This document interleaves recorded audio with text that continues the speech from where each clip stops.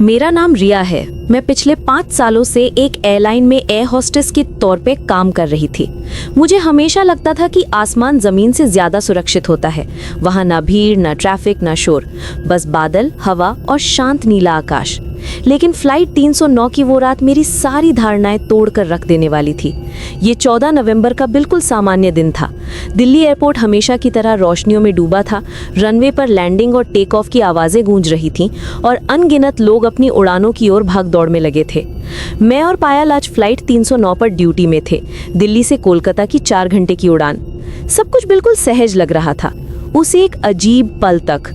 जब विमान रनवे की ओर टैक्सी कर रहा था, मैंने नीचे एक परछाई देखी, काले कपड़ों में लिपटी, धुंधली और बिजली की तरह तेजी से गायब होने वाली। मैंने पायल से पूछा कि क्या नीचे कोई टेक्नीशियन था, लेकिन उसने साफ कहा कि रनवे के उस हिस्से में कोई नहीं होता।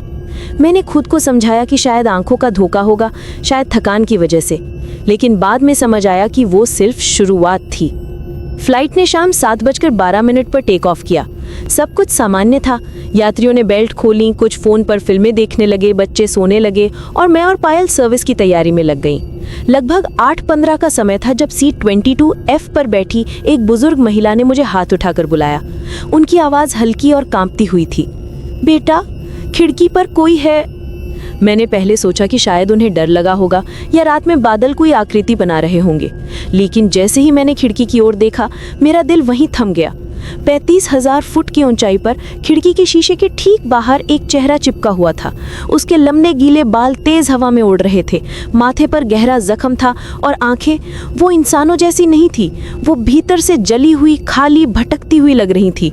मेरे रोंगटे खड़े हो गए। मैं पीछे हट गई और 1 सेकंड बाद वो चेहरा गायब हो चुका था, जैसे बादलों ने उसे सीधा निगल लिया हो।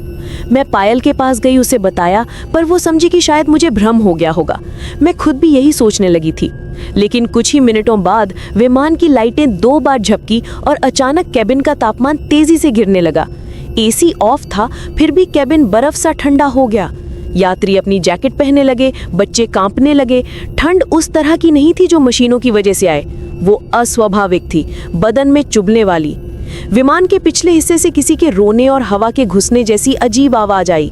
जब मैं और पायल वहां पहुंचे, हमें सीट पर एक बेहद पुरानी चिथड़ी गुड़िया मिली। उसकी एक आंख गायब थी और दूसरी चमक रही थी।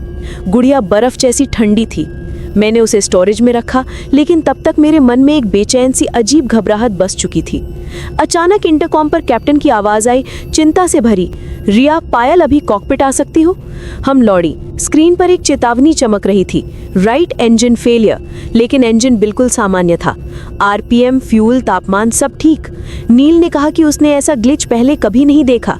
कैप्टन ने और भी चिंताजनक बात बताई कि इंजन के बाहर लगे कैमरे ने कुछ शैडो डिटेक्ट की है। कोई चीज पंख के बहुत पास थी। हमारे लौटते ही विमान के दाईं खिड़कियां जोर जोर से हिलने लगी, टटाक टटाक टटाक, मानो कोई बाहर से खिड़की पर नाखून मार रहा हो, भयानक ताकत के साथ। एक आदमी चिल्लाया, कोई बाहर लटका है, मैंने देखा है, कोई औरत। पूरे विमान में चीख पुकार मच गई। मैं बाहर नहीं देख पा रही थी, पर बादलों के बीच एक लंबी काली आकृति निश्चित रूप से विमान के साथ साथ उड़ रही थी। फिर बिना किसी के स्पीकर्स ऑन किए हुए विमान के हर स्पीकर में एक ही आवाज गूंज उठी, भारी, टूटी हुई, रक्त भरी, ऊपर आओ, मैं तुम्हें ऊपर ले चलूं।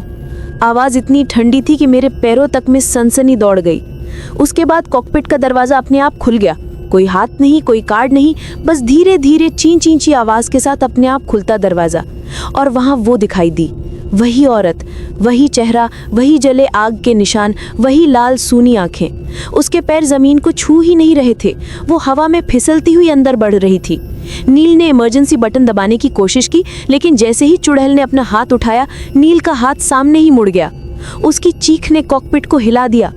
विमान हिलने लगा, यात्री रो रहे थे, बच्चे चीख रहे थे। मैं डर से जम गई थी। तभी एक साधारण दिखने वाला आदमी, शायद कोई यात्री, अचानक खड़ा हुआ। वो मंत्र पढ़ने लगा, ओम अपवित्रः पवित्रो वा। चुड़ैल अचानक दर्द में चीख पड़ी। उसके चेहरे से अजीब सा धुआं निकलने लगा। वो पीछे हटने लगी। उसका चेहरा पिघलने जैसा लगने लगा और कुछ ही पलों में वो बादलों में घुलकर गायब हो गई। जैसे ही वो गायब हुई, विमान का तापमान सामान्य हो गया। सिस्टम्स रिकवर होने लगे। इंजन स्थिर हुआ। कैप्टन ने इमरजेंसी लैंडिंग की और हम कोलकाता में उतर गए। लेकिन जब निरीक्षण हुआ तो दाएं पंख पर लंबे गहरे नाखून जैसे 3 खरोंच मिले, जैसे कोई सचमुच बाहर चिपक कर उड़ रहा था। ब्लैक बॉक्स में आखिरी 12 सेकंड में एक ठंडी फुसफुसाहट रिकॉर्ड हुई थी, फिर मिलेंगे, उड़ान 309। उसके बाद से फ्लाइट 309 का नंबर बदल दिया गया। कुछ लोगों ने नौकरी छोड़ दी, कुछ महीनों तक दवाइयां खाते रहे। कोई मानता है कि वो एक औरत थी जिसे हवा में गिराया गया था, उसकी मृत्यु आसमान में हुई और उसका श्राप भी आसमान में ही घूमता है। कोई इसे भ्रम कहता है, लेकिन ब्लैक बॉक्स की आवाज़ हेल्यूसिनेशन नहीं होती। और मैं आज भी हर उड़ान में दाईं खिड़की को एक बार ज़रूर देखती हूँ। कभी कभी काले बादलों में एक आकृति दिखती है, जैसे कोई वहीं है, इंतज़ार कर रही है, देख रही है, और शायद किसी उड़ान, किसी इंसान या अपने अधूरे बदले की तलाश में अब भी आसमान में भटक रही है।